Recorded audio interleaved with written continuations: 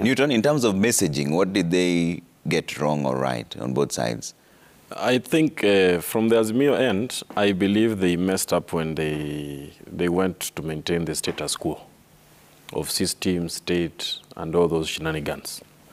And on the Kenya Kwanza side, in regards to messaging, we communicated whatever the Kenyan people wanted. And you can remember, Trevor, our presidential team went around all the 48 counties, that is the 47 and the one diaspora county, just to get to understand what are the needs and aspirations of our people. And that is what propelled us to victory. Because the other side, they were just on a story of some assumed story of Baba na Mama. You see, Baba na Mama will not put food on my table. Baba na Mama will not transform this country. They based on that, and it was shocking at the end of the race all. Martha Karua with her Kenya party, she got 0. No MCA, no MP, no senator, no governor, no women rep. And yet they drove this narrative that Azimio believed in women more than any other particular coalition. And yes, it is factual, and facts are stubborn, Trevor.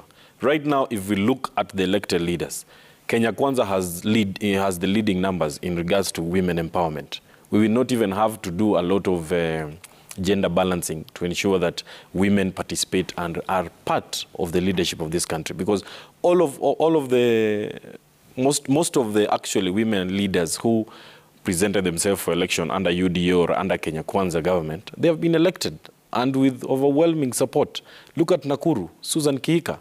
She beat Lee Kinyanjui. Hands down. And that is the women empowerment that we want. Again, another thing that I believe Azimio messed, they invested a lot in hooliganism than people with intelligence, who are smart, who are experienced. You can see what happened in Bomas. You could see our chief agent, Kindiki, Professor Kindiki. He was even asking our leaders to calm down. We didn't see the same from this other side. This is what we saw. Is the chief agent goes to the podium, takes the mic, says this is a crime scene. Crime scene based on what? They invested a lot in sideshows than winning an election. Something that Kenya Kwanza executed so perfectly until the world could see where the problem is. And another thing, I believe in regards to the voter turnout.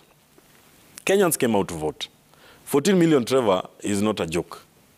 And people came out to vote unanimously. And our president-elect William Ruto has consistently and has said that, yes, the Kenyans who voted for the other faction and those who voted for Kenya Kwanza, they are the heroes of the day. Because there are no losers in this election. As far as Azimio may feel they lost and all that, from where we sit as the victors of this election and the president-elect William Ruto, we believe there are no losers. Because one thing they need to understand, that the presidency is the symbol of unity in this country.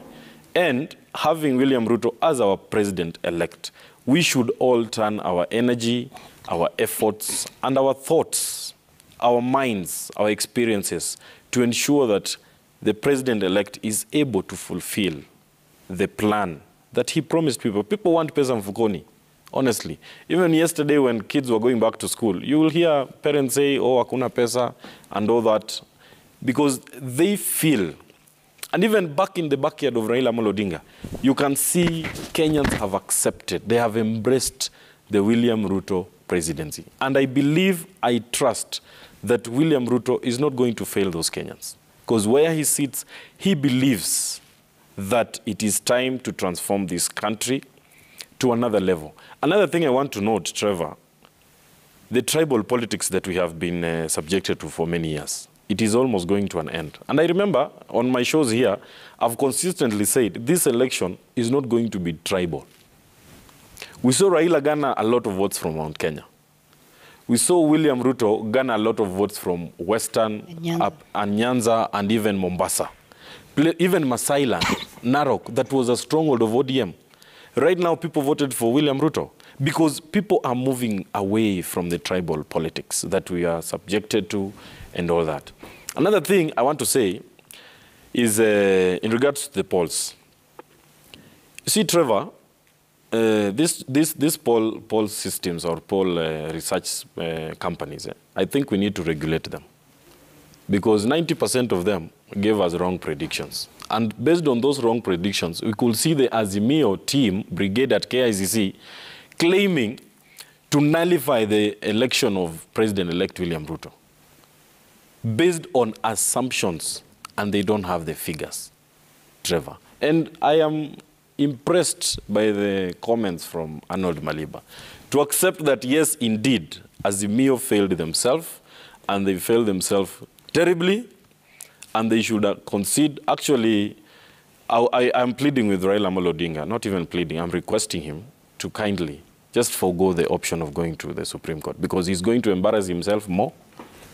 He's going to put his supporters in a more quagmire position. But the beauty about it, he's alone, because his supporters are now with Kenya Kwanza government.